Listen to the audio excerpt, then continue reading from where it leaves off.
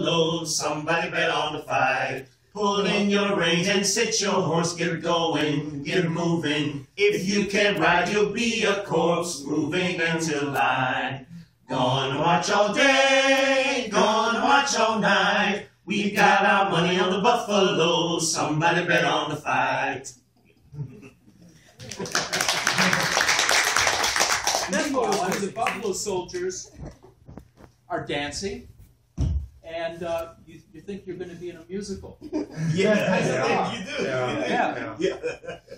What about contemporary American, like ragtime was going on at the time in the United States? Did you try to blend in elements? And then the next thing that comes on, Yeah, there are nods to that.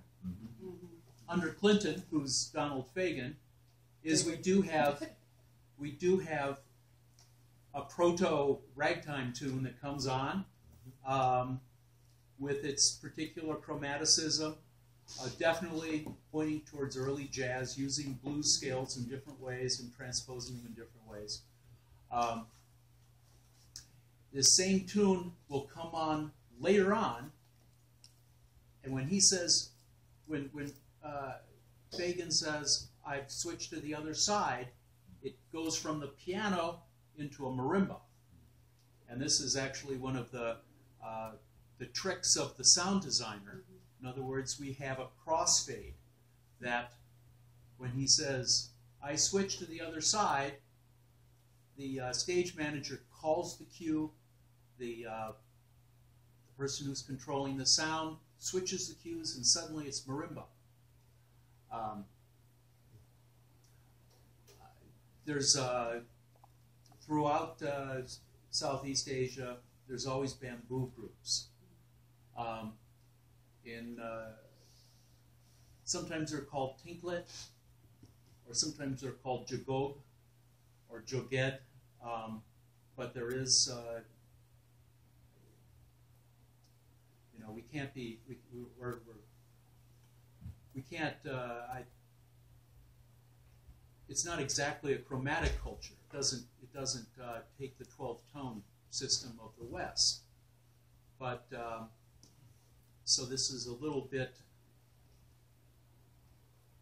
Perhaps we can borrow the timbres of that would be indigenous. We're not maybe going to get all the necessarily the same tonalities.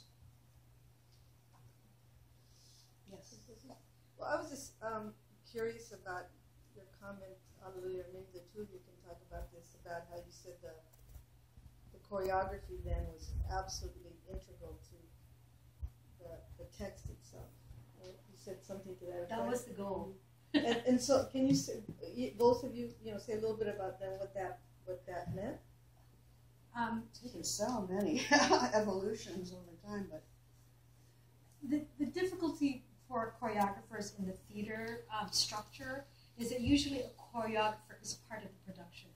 It's never sort of like, or not, I won't say never, but that's the tradition that the choreographer comes in once the play is already done.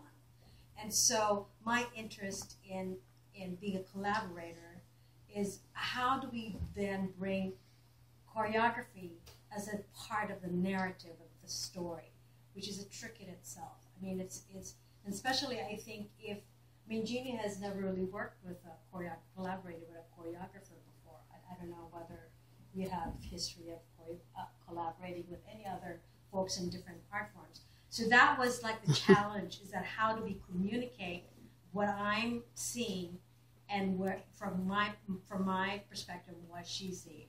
So it was really kind of a huge struggle, and what we had to do was that we've taken a dialogue. One of the first ones that I kind of clocked into the play is that the Lincoln Della, which is the African American husband and wife, letter writing, and the whole notion of the emotional content of how they were missing each other as lovers, as co-parents, as all of that.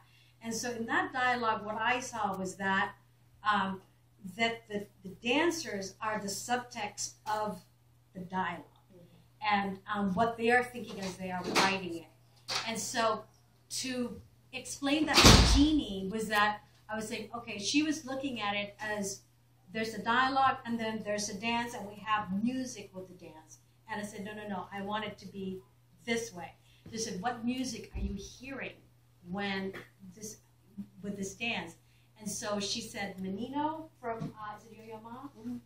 And so I listened to that music. It's fabulous music, and choreographed to Menino. And then when we did the stage, the reading, I took the dialogue and said, okay, here is where I think the dialogue ought to be. Let's try it out. We tried it out, and we had the music, Menino playing, the actors that were reading the characters, then had the dialogue, and then Tony said, okay, let's not have the music at all, which was like perfect. And so then that's the way I had show how this could possibly work.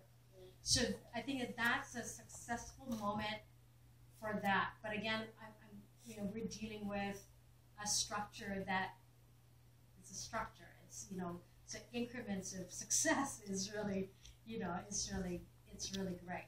So that's I think the most successful. Yeah, that's the portion. feedback we got back was that people were looking at the play and saying, okay, is the dance advancing the story? Is it a separate element? What is the real, intent? And it wasn't until that quartet, I call it quartet now because there's 4 people on stage, that people sort of started to get it, like, oh, that's how it's working. That's helping the story go along, even though they were demonstrating really the love and the emotion and the romance, but they were saying much different things. So it was not belying it, but it was informing more of what they were really writing about. And that was sort of like the big light bulb. It was like, that's what we could have been doing more of throughout. So that's again part of the process of learning that. I think there's other areas too that we came across almost by accident, but the idea is that we were working on it for a year, and we still could use another year, to really look at the text now and see how we can integrate that even more. I think the hardest part is it's not a musical. It's a drama, and so I didn't want to fall into this. Okay, well, let's do a little music here. That I wanted to be the reason why that was possible is because we're talking about fantasy. Because dance is really kind of a fantastic form, and whereas in the Screamo, the stick fighting or the blade fighting warrior technique, we could push that a little bit, and I'm hoping that the audience can it's more believable.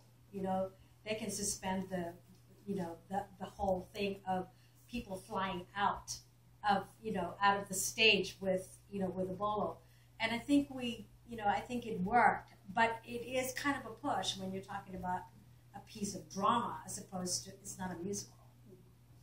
So we keep pushing a little bit more and more. Could you talk a little bit more about how the love story blends in with this historical story? The PowerPoint was so dense and interesting in terms of the history. So why did you decide to weave in the romance? How are they acting together? Because of what you just said, it's very dense historical background, and what for years and years of writing plays, it's like it's one thing to inform, and it's another thing to really intrigue and engage the audience more on the human level, which is okay, how are people dealing with this situation? And so the more response I got was that this relationship that's separated by thousands of miles and their own connections. This letter that he receives every now and then and she writes volumes and he only responds a little to, and that really fascinated me because that was sort of again a statement about how far we've gone in our communication. We've got